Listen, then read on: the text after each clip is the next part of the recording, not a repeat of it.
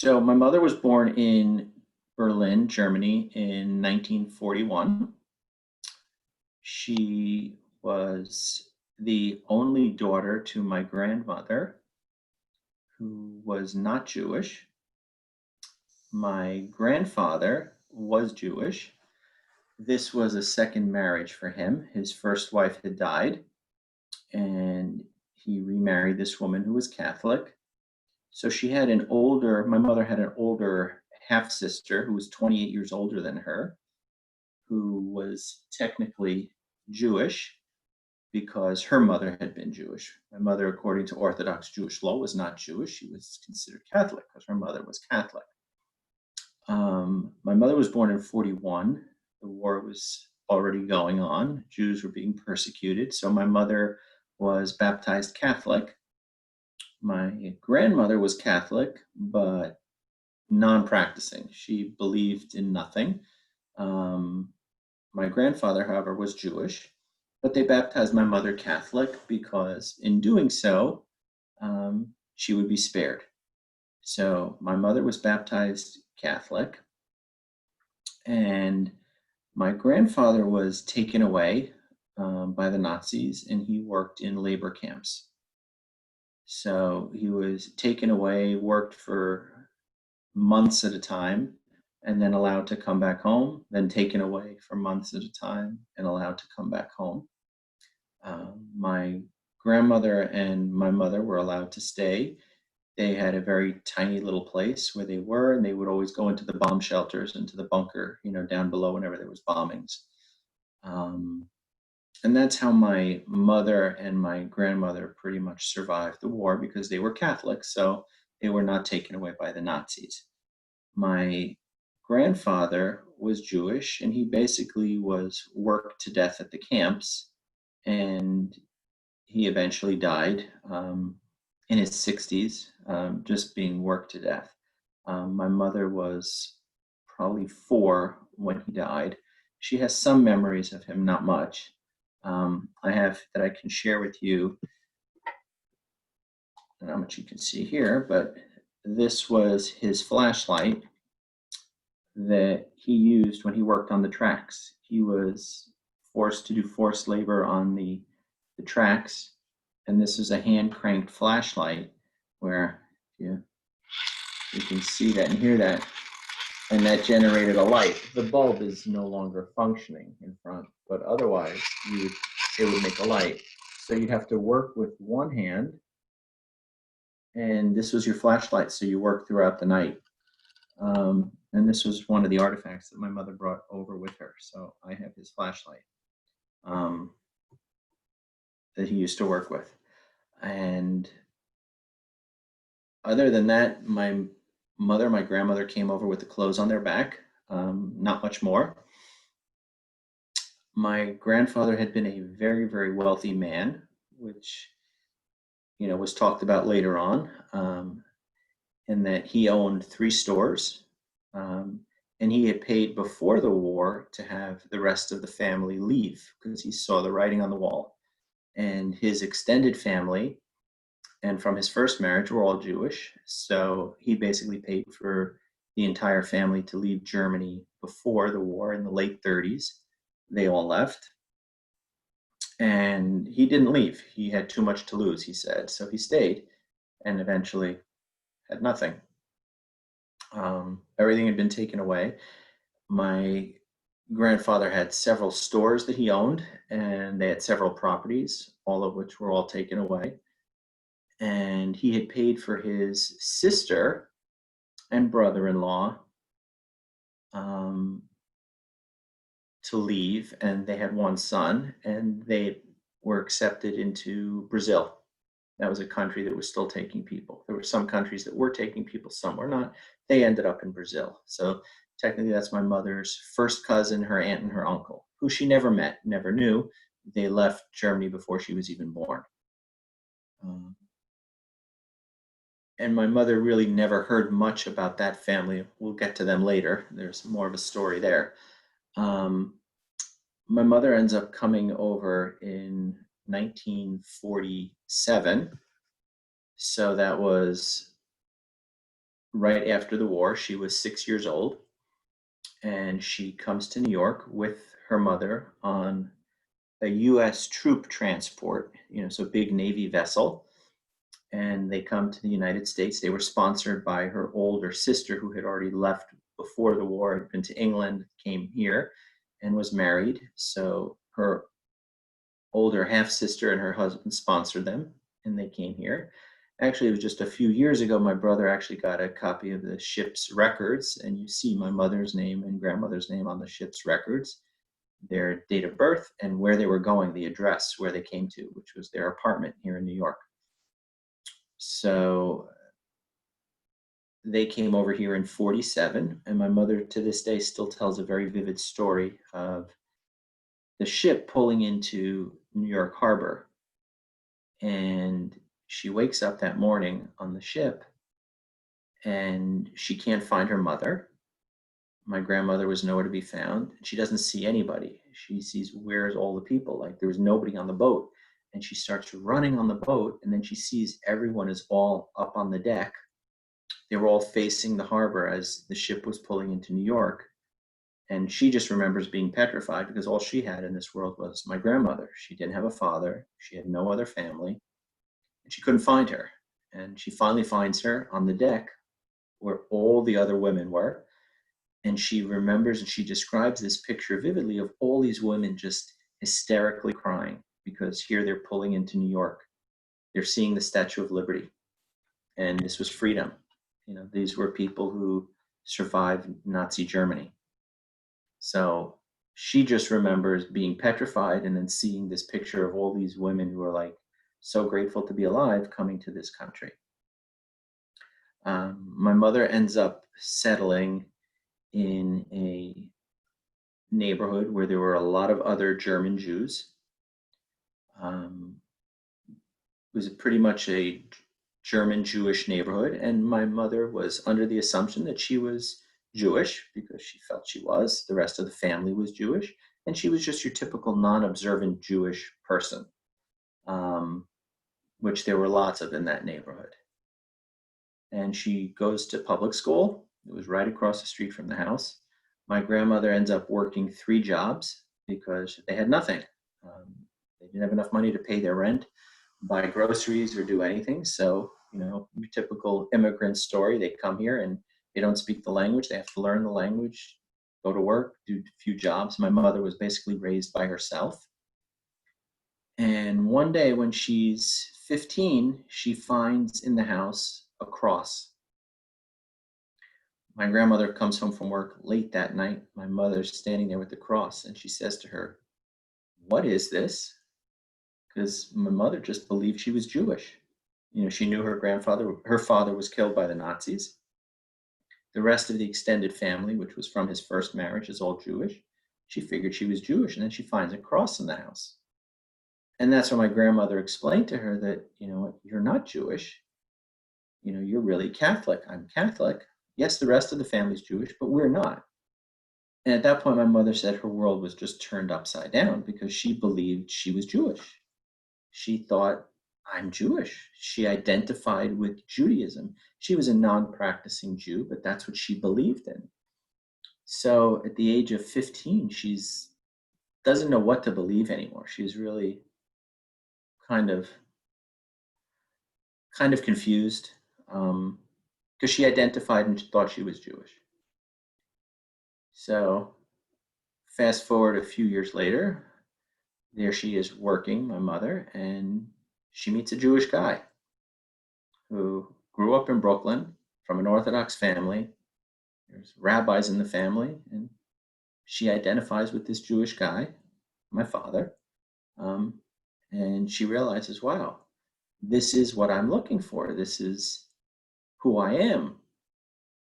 And she goes through an Orthodox conversion. She gets converted by the rabbi at the time, who was the head of the RCA, the rabbinical organization, the big Orthodox rabbinical association here in this country. She learns with him for a year or two, and she has an Orthodox conversion, and she converts to Judaism, which is what she felt all along she was. she figured, if I'm going to do this, I'm going to do this the right way. So you see here's somebody who was allowed to survive the war because she was baptized Catholic, who years later in her 20s, converts to Judaism.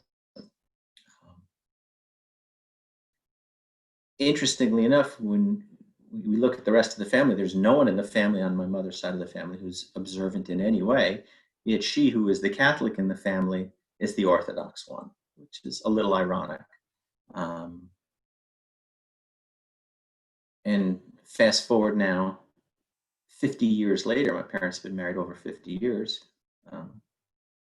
55 years. So my older brother, what does he do for a living? He has a master's degree in Jewish education, a master's degree in social work, and he works with adults learning for conversion. He teaches them. Who would have thought, so kind of come full circle here. My brother works very closely with the Beis Din in New York that oversees conversions for people to Orthodox conversions. He works with them and he learns with these people. This is what he does. He teaches classes. So it's kind of ironic, we look, decades down the road. This is what my mother's older son does for a living. I'm the black sheep of the family. I don't do that.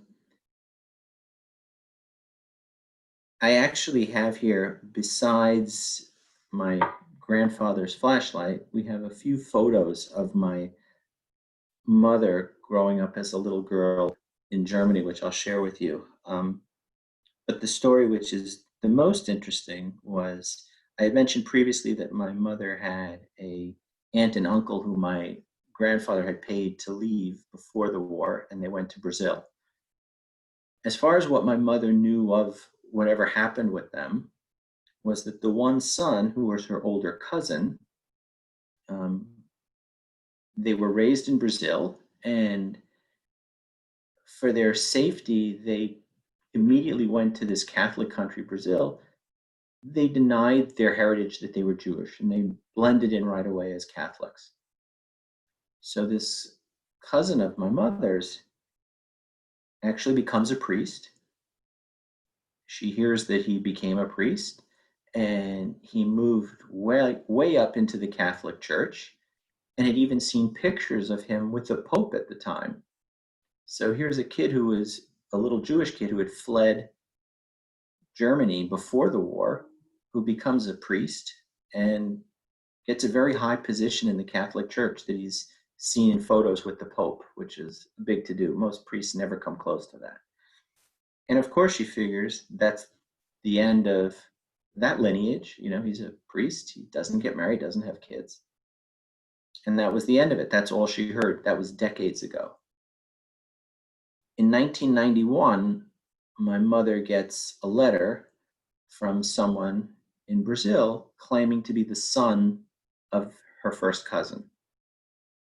My mother gets this letter and she's like, no, this can't be. He was a priest. He became a priest, and that was the end of it. She heard he died, and that was it. There was no way he has a kid. That was one letter that came. A second letter comes, wanting to meet her, wanting to know about her. And she's like, this guy is looking for something. This can't be real. And then a third letter comes, and she's really starting to get spooked. Who is this guy? Why is he writing me? How does he know who I am? Where did he track me down? And she's starting to think, this guy's not going to stop. He's sending letters to her. You got her address. You have to realize this was 1991. This was before the internet. You can't find somebody that easily. You can't track him down that easily. He's sending letters, written in very poor English from a guy from Brazil whose first language is Portuguese. And then the fourth letter finally comes. And in the fourth letter, trying to prove that he's really real and that he knows who she is and that, he's part of the family and he wants to get to meet her and know her, he sends a picture of her as a little girl in Germany. At this point, my mother's completely freaked because she realizes, okay, this guy's the real deal. He has pictures of me as a little girl in Germany. Um, and she's just, at this point, my mother's kind of more or less a basket case. She doesn't know what to do. How does she deal with this guy? I actually have this photo here, which I'm going to hold up for you. This was the photo that was in Brazil. There you see my mother right outside the bomb shelter with her doll and her doll's little stroller, which she remembered. And when she sees this picture of herself, she realizes, okay, this guy's real. I don't know how this happened. I don't know who this guy is, but he must be real. And I convinced my mother, I said, you need to call him. You need to call. She had the phone number and she says, I don't know if I can do it. I'm too scared. I'm too scared. I said, I'll be on the phone with you. Let's call this guy. Let's call him. Try and figure this story out. He's claiming to be somebody you need to know. And I remember it well. It was a Saturday night in the summer after Shabbos ended. It was quite late. And I finally convinced her over Shabbos that we were going to call that night. We're going to call. And she calls. And this guy answers the phone and she tells him who she is. And he is completely caught off guard. I mean, he's nervous. His voice is shaking on the phone. He doesn't know how to deal with this. He's been trying to track down my mother for a couple of years and she's been ignoring him. And now she reaches out. And he doesn't speak English all that well. He speaks Portuguese. My mother doesn't know a word of Portuguese. And here the two of them are talking and I'm on the phone with my mother trying to get her through this because she's a nervous wreck. And this is people connecting decades later who my mother didn't even know existed. All she knew was that her first cousin, this guy Hans, became a priest, and that was the end of the lineage. The family stops. It turns out that he was quite high up in the priesthood, but he left the priesthood eventually. He did get married to a Catholic woman, and they had 4 kids. And this was his youngest of his 4 sons, who now reached out. It turns out that he had never told any of his kids that he was a Jewish boy from Germany. That was something that he kept a secret from his own kids. It was only after he had passed away a few years before he finally contacted my mother that the youngest son, had gone through all his father's papers, after he died. And that's when he pieced things together. Went through family records, went through his memoirs, and he realized, oh my. And he went back to Germany well before he was able to track down my mother. And he did his own research in Germany and he realized, oh my father was really Jewish. When he found extended family members, in Jewish cemeteries, he's going through Germany and people are saying, oh, you're looking for this place, it's over there. He's like, no, it can't be. That's the Jewish cemetery. And they're like, no, you need to go over there. And sure enough, he finds my grandfather's grave in the Jewish cemetery. And then he realizes, okay, there's more to his own history here. And he realizes that his father was a Jewish boy before he left, Germany for Brazil. And this cousin of mine now in Brazil, when he does all this research back in Germany, he pieced it all together and got in touch with other people, and still not exactly clear how he was still able to track down my mother, who had a different name now after she's married, but he was still able to track her down, eventually finding her. And this all comes out in this conversation on that Saturday night phone call. And I remember very well, he said he was so scared to reach out because he knew he had found out that my mother had subsequently converted and was an Orthodox Jew, which in his mind, he thought everybody who was an Orthodox Jew had, payas and black hats. He said, you have those things, he was so scared that we wouldn't accept him. And he starts crying on the phone. My mother starts crying on the phone. He says, I was so afraid to reach out. And my mother's like, what do you mean we wouldn't accept you? This is what how could I not accept you? Um, this is what separated us for decades. And the two of them just bawling on the phone. They had never met each other. Yet my mother's like, I want you to come here. He's like, no, I can't. I can't come there yet. And she's like, no, you have to come here.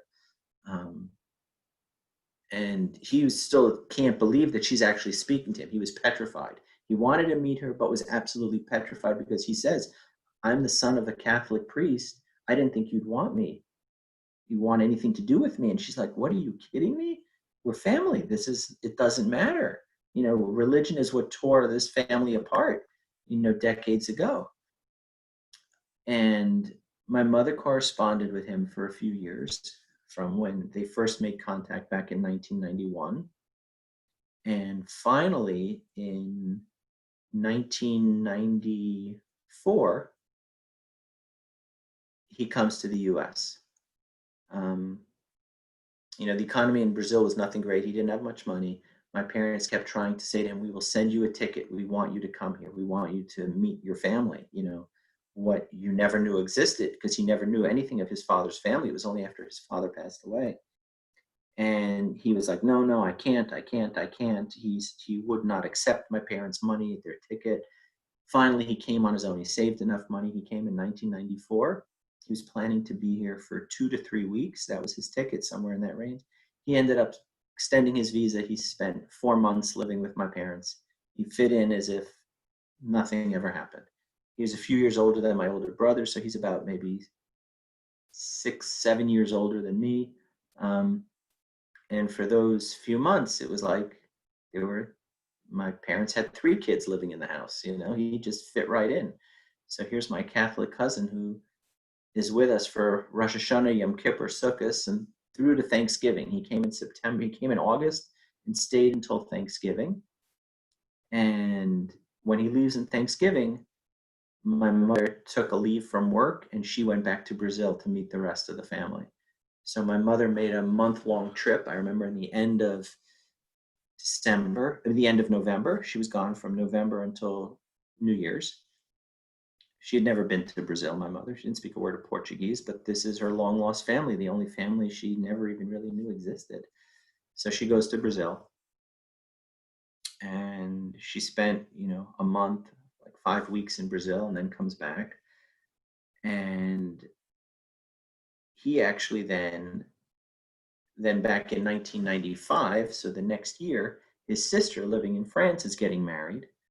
And we had never met her, but he had a sister, one of the older siblings, and she's getting married, and the family from Brazil is going off to France, and they're like, you need to come to France for this wedding. And we're like, we don't even know her, but we're going.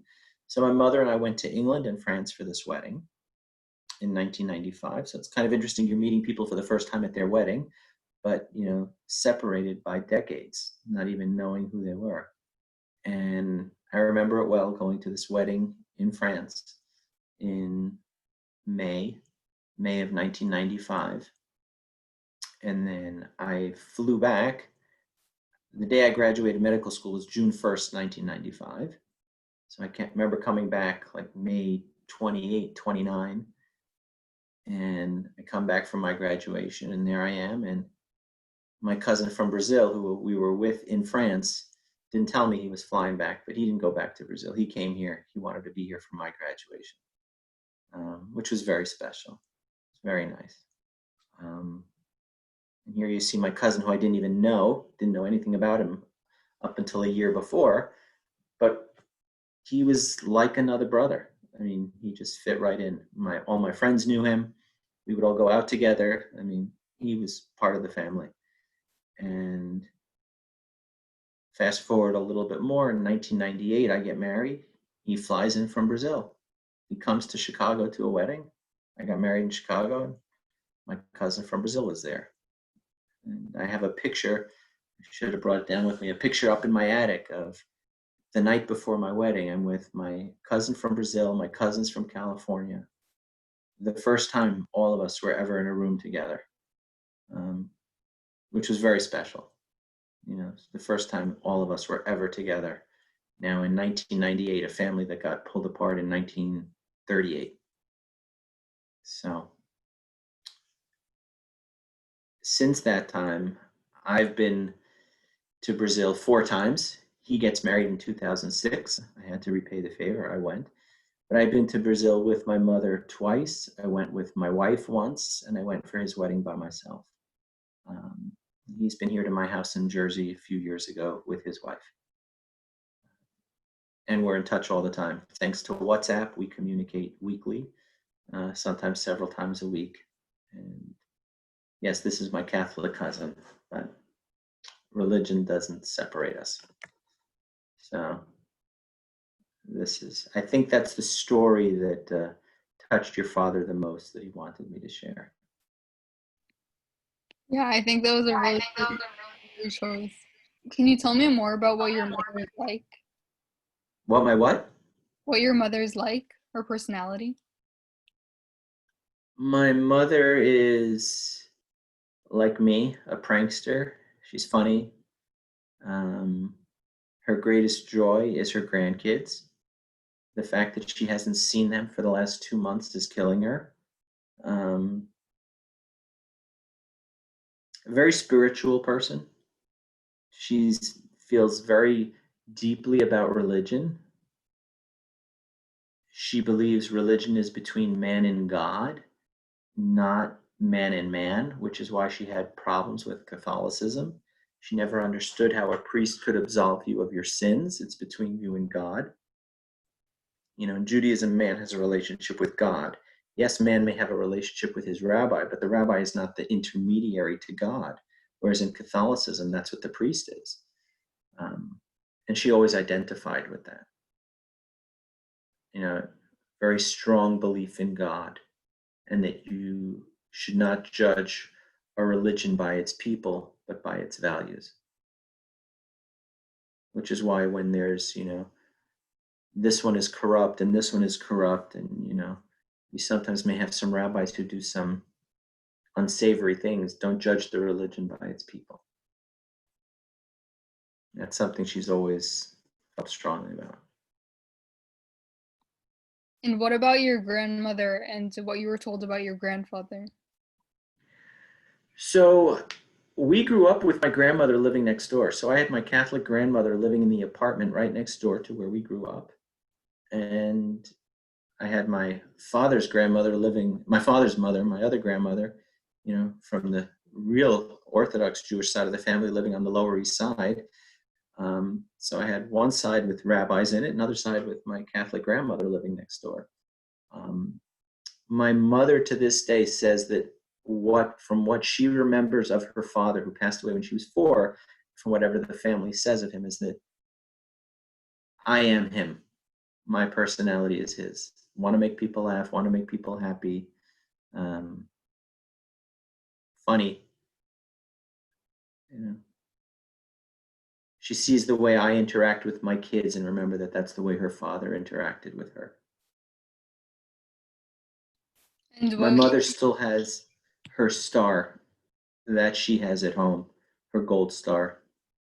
She gave me my grandfather's flashlight, but she has her star.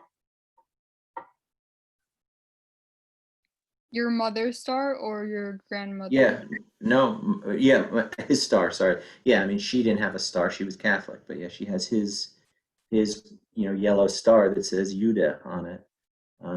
She has it at home. I've seen it. When we went to this wedding in France back in 1995, it was my mother's first trip back to Europe, which was not easy for her. We decided to go to England first for a few days. Her best friend from college lives in England. She hadn't seen her in years. And she figures, let's go to England, and from England we'll go to France. And as we were planning this trip out, I said, why don't we go to Germany? You've never been to Europe. You've never seen your own father's grave. I said, we're going to be right there. France borders Germany. I said, let's go to Germany as well. I'll go with you. And she didn't give it a moment's thought. She said, absolutely not. She could not physically get herself to overcome her fears of what she lived through her first 4 years of life. Her first 6 years. when she came over when she was 6. She just to this day remembers hearing bombs dropping, running into the bomb shelter, not having food. She remembers it being just horrible memories that she, under no circumstances, could I get her to go to Germany. I tried. I said, "Don't you want to at least see your father's grave? Don't you?" She goes, "I do, but I can't. I can't do it." She was just too overwhelmed with emotions to do it, and we ended up not doing it. And did she just grow up without knowing what her religion was at all? Like, when did she think that she was Jewish? So she believed she was a non-observant Jew until she was 15 and found that cross in the house. She lived in a neighborhood with a lot of other, German Jewish refugees. The rest of the extended family from her half sister's side of the family were also non-observant German Jews. So she figured, okay, we're just non-observant German Jews. And then she finds the cross, and that was when her world was turned upside down. To this day, she says that was a very scary day for her. And she remembers just not knowing, like, her whole identity. She didn't know who she was. And she felt betrayed by my grandmother for not telling her that she was Catholic. It was a trust issue. And then she overcame that, but always still identified with Judaism. Hence, not surprisingly, she falls for the Jewish guy at work.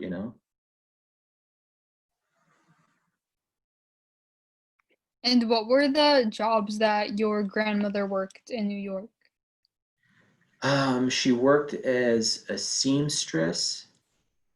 She worked cleaning offices at night, and there was another distant relative who gave her a job in his fur shop.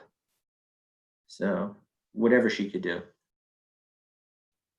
And also, do you know what was going on in Brazil? Why did that relative hide that he was Jewish?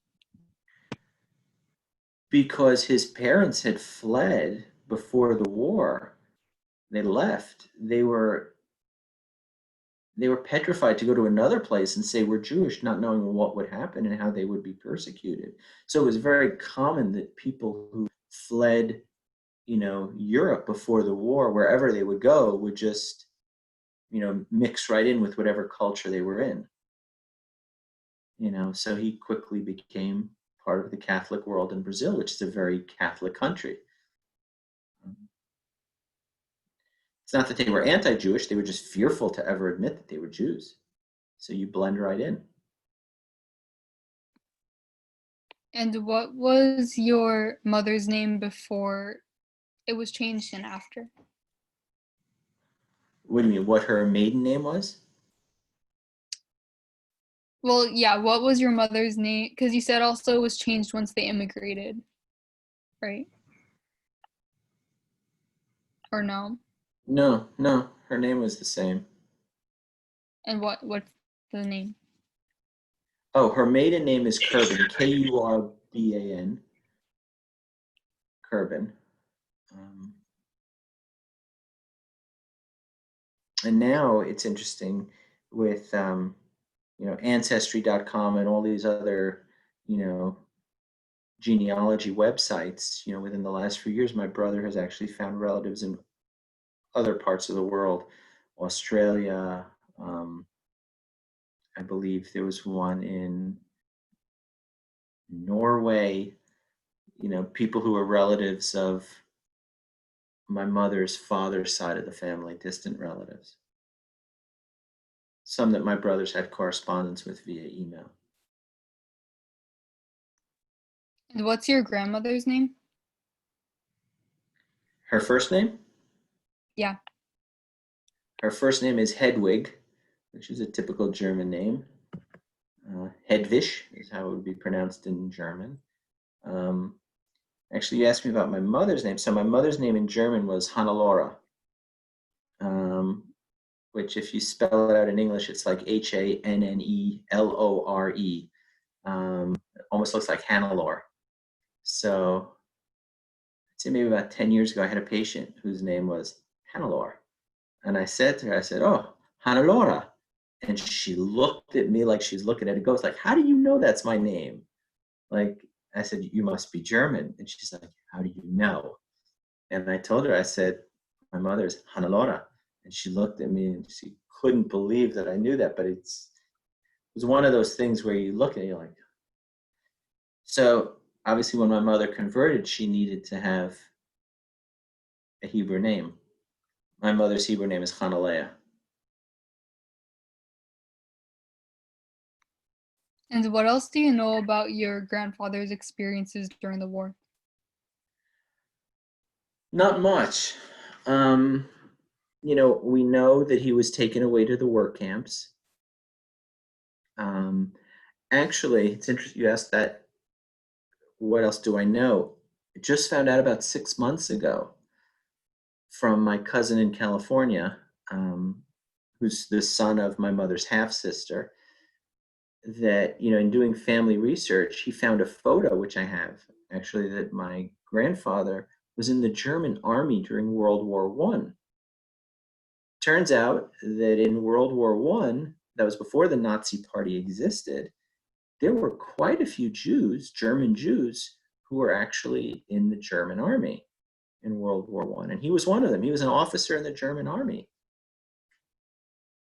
In doing some research, my cousin and I looked into some things, and we found out that that was perhaps also why he was not taken away to the camps, to the concentration camps, but actually just made to do forced labor, because he was a former military man. So they gave preference to them, which is why he was never taken away, which we never understood. Why did they not take him to a concentration camp? Only now in the last 6 months did my cousin find out, wait, we found actually a photo, and we found out that he was actually in the German army in World War I. And then there was preferential treatment given to people who were World War I soldiers, which is why he was never taken away to one of the concentration camps, but instead was basically made to do forced labor. But the end result was the same. That killed him. In his 60s, he died from the forced labor, and never made it out. In Germany? In Germany, yeah. So he stayed in Germany after the war? No. He died in like 45, in the middle of the war, doing forced labor, 44, 45. Okay. Can you send me those pictures that you mentioned? Any that you Yeah, feel like publicizing? Yeah, here's this one right here. This is the one that made its way to Brazil, which is what finally spooked my mother enough to reach out and say, okay, this guy's the real deal. I somewhere can probably, I don't know if I have it, but I do have the photo of my grandfather in World War I and his, actually, hold on, I may have it on my phone right in front of me. I'll hold that up for you. There are not too many other photos. There's some photos of my mother, as a little girl from Germany, but not many of them.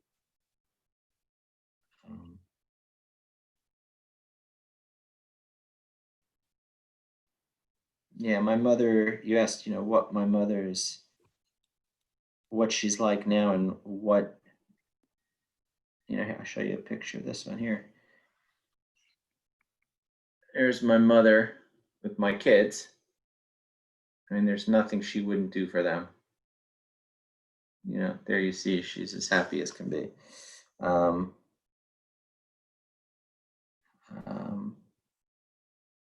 I might be able to dig up that photo of my grandfather. My grandfather in his World War I Army uniform.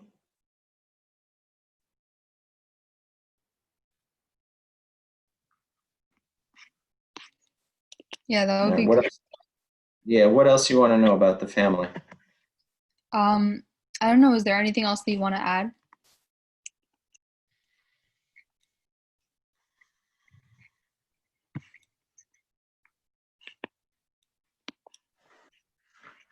Oh, here I have a photo. Here's a photo. That's the one.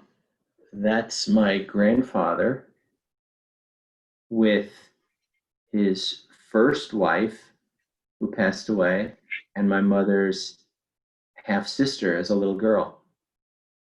So that was before World War II, because you see he's in his World War I uniform. That picture was the one that we just got a few months ago. This was sent to me by my cousin in California.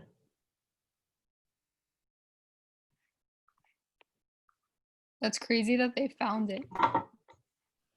Yeah, I still don't understand fully how my cousin from Brazil in 1991 was able to track us down. But he was able to track us down. He's been to this country several times. Like I said, I've been to Brazil 4 times. He just sent me an email today. The cousin from So Brazil. Brazil, yeah, we're in touch all the time. Is there anything that I didn't ask about that you want to add, or any details that you want to add, anything like that? No, I guess this story is probably not that unique, and there's probably thousands and thousands of stories how families got separated by the war, and found each other decades later. I'm sure this story is not unique, but I remember when I was going through it in the early 90s when this cousin is tracking us down, talking to some of my friends, they're like, this is crazy. But in retrospect, you realize it's not so crazy because it's happening now all the time. Families are finding other family members decades and decades later. For sure. Okay, thank you so much again for telling the story and taking the time to tell me it. You are welcome. Hopefully this helps. I'm sure there's many more people who have interesting stories, where history put them in different places at different times. I heard you interviewed 𝘂𝗍𝗍. 𝘂𝗍's got a good story. But 𝘂𝗍 actually, similarly, 𝘂𝗍 lived in the same neighborhood as my parents because that's where they ended up. A lot of the German Jews, 𝘂𝗍 was initially from Belgium, but he ended up in the same neighborhood. I know exactly where 𝘂𝗍 lived. He lived a few blocks from my parents. So a lot of people they know in common. 𝘂𝗍's been to my house when my parents have been here, and they talk about it. So, there's a lot of stories like that. People end up, in this country. A lot of the people when they fled Europe ended up in certain neighborhoods, and that was the neighborhood I grew up in. So I grew up hearing German spoken on the streets. I can still speak German now, just from what I remember as a kid. And that's on the Lower East Side? No. That was where my father's family was from. This is in Washington Heights. Washington Heights was always a German Jewish neighborhood. And so my mother, to tell you a little bit more, she came off the boat in 1947. She has been living on the same block ever since. She came here and she lived in 340 was the building address. She has lived in 360 for the last 55 years. Yeah, so she has never left that block. That's the only block she's lived on in this country. So she went from a bomb shelter in Germany to Cabrini Boulevard, and she's lived on Cabrini Boulevard ever since.